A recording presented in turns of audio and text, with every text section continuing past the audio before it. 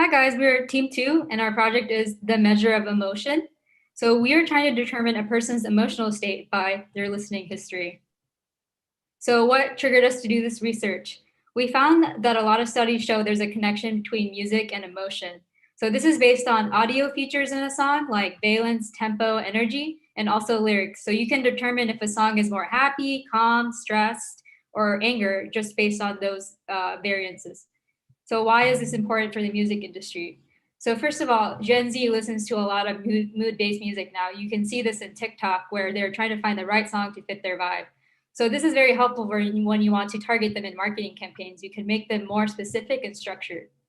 Second of all, we can find out the emotional states that most genres put in or an artist put in. This can determine set lists or different moods you want to create around your marketing campaigns as an artist.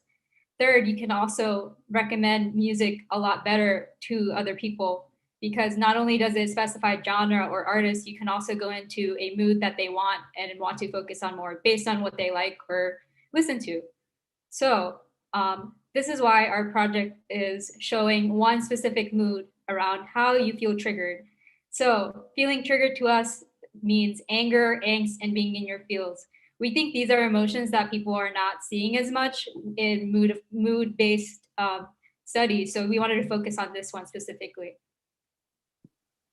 Yes, and for our analysis, we took two different approaches. The first one was analyzing Spotify's audio features to see if the song is triggering or not. And for this project, we specifically focused on valence, energy, and tempo.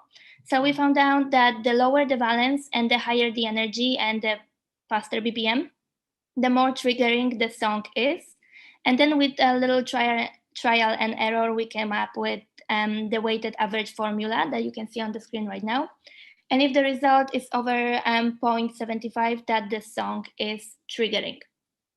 And our second approach was a sentiment analysis of lyrics. And what we did was identifying keywords related to negativity, anger, and angst. And then we used the Genius API to identify triggering songs. And then we analyzed a couple of playlists based on mood, genres, and also artist discography. And here are some results that we found out. So for example, FK Twigs, as you can see, is pretty triggering. The Beatles are not.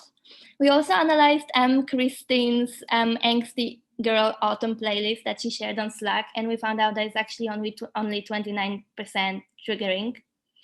And also, I assume that all of you guys know the idea of trigger cities introduced by Chad Metric. So we analyzed Spotify's Viral 50 charts, and we came up with the triggered countries. So basically, we compared the number of triggering songs based on the countries, based on audio analysis and lyrics analysis. And as you can see, Russia seems to be the main triggering place at the moment. And now we're going to introduce you to our product. So yeah, we are very happy to present you Triggerify, which is a tool that was conceived to indicate you your level of triggerness based on your recent listening history on Spotify. And actually, if you have your phones ready, you can scan this QR code or access this URL, and you can try it out firsthand. We will show the code afterwards if you want as well. And yeah, it's nice because it tells you the percentage of triggerness, and also in the ideally, when we finish developing the product officially, we will also compare your triggerness level, for example, with the general level of your country, and like know if you are more or less on the average of your country. Also compare your country with the rest of countries in the world, and you can even get a playlist recommendation. So maybe you get in a more chill mood or in a more hyped up mood. And finally, of course, you will have the possibility to share it on Instagram. And yeah, this was the project we worked on during this weekend. We are Z, Magda, Andaç, Anton, and myself, Elies. You can actually see here our level of triggerness of today, and which is pretty revealing. And well, yeah, thank you so much for your attention. And please, please, please try the app and let us know your score in the comments. We will be very happy about it. Thank you. Okay, thank you. Team 2, Triggerify. Thank you for that presentation. So we will get the judges 3 minutes for questions.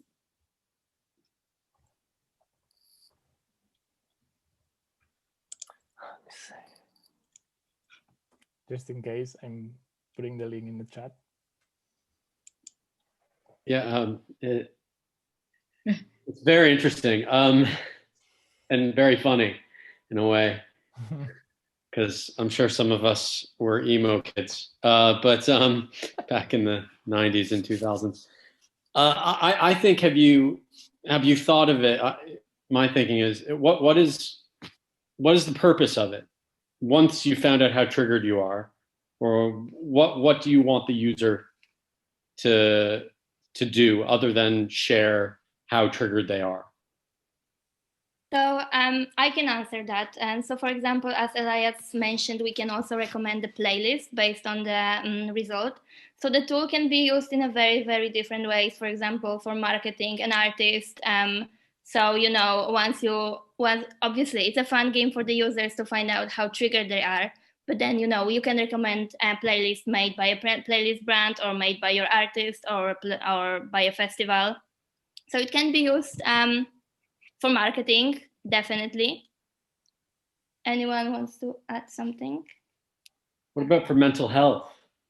Have you thought of it? Definitely. I mean, of course, if you're too triggered, you definitely should listen to some more chill music that we can recommend. So yeah, absolutely. I love this idea. Sorry. Oh, go ahead. No, go ahead. I love this idea. I'm 6% triggered, and I love that you can that you already have a proof of concept right there. Two things come to mind. One, I think an integration with Headspace would make a lot of sense. If you're really triggered, you open your meditation app and you start getting going. But I'd love to hear about any of the potential negative consequences of this kind of data that you thought through. Like, for example, states surveilling how triggered their citizens are, and using that information in an interesting way. So any negative consequences that you thought through? So I can answer that. We did think about it a little, because triggered can mean in so many different ways. So for us, we were determining kind of like which songs a person listens to. And we actually brought up the fact that a lot of people can listen to protest-based songs as well. So this is something that people can, like countries would surveil, look at too. But you know, it's based on kind of the negative experience that the valence creates. So it could be based on that, or it could be a positive experience. It just depends on that.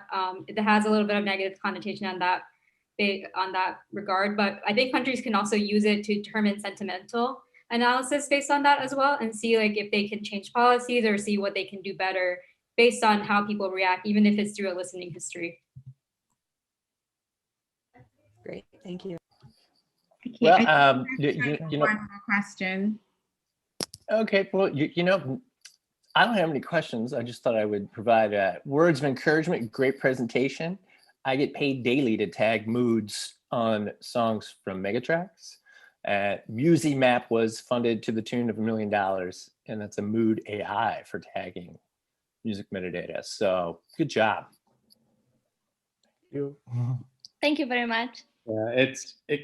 From what I do working with cities and governments, it could be very dangerous. What you have proposed, but it's based on public API, so they should have done till now. I'm sure some of the places we work are already doing versions of this, which. Okay, thank you guys.